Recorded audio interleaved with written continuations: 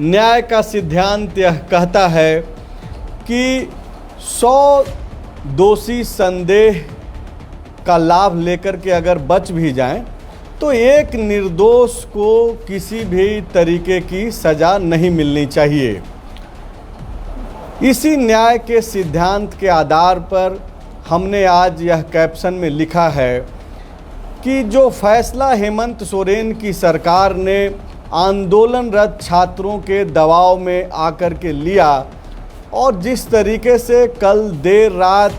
जो नोटिफिकेशन हेमंत सोरेन की सरकार ने जारी किया, जिसके तहत 22 नियुक्तियों को रद्द करते हुए तकरीबन 17 जांच प्रक्रिया के दायरे में नियुक्तियों को लाने का अधिसूचना जारी किया गया। 2010 के बाद से अब तक जितनी भी नौकरियां हुई है उसमें से 17 पे जांच होगी, जो कि TDPL में जिसकी भूमिका है, और उसके अतिरिक्त भी 22 नियुक्तियों को रद्द कर दिया गया। मतलब कि सीधे तौर पे 2394 लोग जो अब तक राज्य सरकार के अधिकारी के तौर पे, कर्मचारी के तौर पे काम करना शुरू कर दिए थे, वो बेरोजगार हो गए और 2244 लोगों की नौकरियों पर खतरा मंडराने लगा है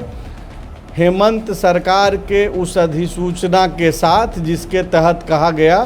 कि 2010 से अब तक बाकी के 17 नियुक्ति प्रक्रियाओं की जांच होगी। तो आज हम लोग इस लाइव में यही बातचीत करेंगे कि क्या ये जो आंदोलन कर रहे छात्रों की भीड़ के सामने जिस तरीके से फैसला हेमंत सोरेन की सरकार ने लिया है, क्या इस फैसले को न्याय में तब्दील करने में हेमंत सोरेन सरकार के लिए आगे की राह जो है चुनौतीपूर्ण होने वाली है। सवाल इसलिए भी क्योंकि जो सफल अभ्यर्थी हैं, जो नौकरी कर रहे थे, वो लोग हाई कोर्ट के दरवाजे तक जा पहुँचे हैं। खबर है कि 3 याचिकाएं आज उच्च न्यायालय में डाली गई हैं। तो ये जो सड़क के जरिए सत्ता का जो फैसला है वो अब न्यायालय के दरवाजे तक जा पहुंचा है। क्या होगा नहीं होगा, सरकार का जो फैसला है क्या वो भीड़ के दबाव का एक रिजल्ट के तौर पर है, या फिर वाकई में ये जो सवाल भर्ती प्रक्रिया में व्यापक भ्रष्टाचार को लेकर के छात्र और ये पूरा राज्य जो मांग देख रहा था, सवाल कर रहा था, क्या उस सवाल का ये पूरे तरीके से जवाब है, या फिर जो नैरेटिव पूरे देश भर में हेमंत सोरेन की सरकार के खिलाफ छात्रों को आधार बना करके गढ़ा जा रहा था,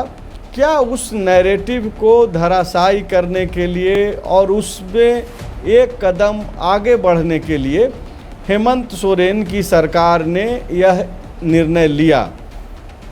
या फिर जिस तरीके से मुख्यमंत्री ने घोषणा करते हुए जब यह खुद कहा कि ऐसे कई सबूत मिले हैं जिसे सार्वजनिक तो नहीं किया जा सकता है, लेकिन रद्द करने के फैसले तक पहुंचने में वो सबूत पर्याप्त हैं। ऐसे में वो जो सवाल थोड़ी देर पहले मैं पूछ रहा था और कर रहा था, वो सवाल यहाँ पे फिर से जुड़ जाता है कि तो इन फैसलों को न्याय में तब्दील करने की राह में क्या वो सबूत मददगार होंगे, या फिर वो सबूत इतने मददगार नहीं होंगे जिससे यह प्रतीत होने लगे कि हेमंत सरकार का यह फैसला न्यायपूर्ण है। आप देख पा रहे होंगे कि सैकड़ों हजारों की संख्या में महीनों भर से जो छात्र आंदोलनरत थे, सरकार के इस फैसले के बाद जयकारे लगाने लगे, हेमंत सोरेन जिंदाबाद के भी नारे वो लगाने लगे। लेकिन इसके साथ साथ जिन सफल अभ्यर्थियों की नौकरियां चली गई, जिनके उम्मीदों को एक तरीके से लिंच कर दिया गया। जैसा कि सफल अभ्यर्थी आरोप लगा रहे हैं कि भीड़ तंत्र के कारण जो है हमारी नौकरियों को समाप्त कर दिया गया है, उनके दबाव में ऐसा फैसला लिया गया है। और समझेंगे कि जब मुख्यमंत्री यह बोल रहे हैं कि हमारे पास सबूत है, तो क्या वो सबूतों के आधार पर सरकार यह मैसेज देने में सफल हो पाएगी आने वाले वक्त में सीआईडी की कार्रवाई के जरिए, कि जो सवाल सफल अभ्यर्थी पूछ रहे हैं उनको एक ठोस जवाब मिल सके।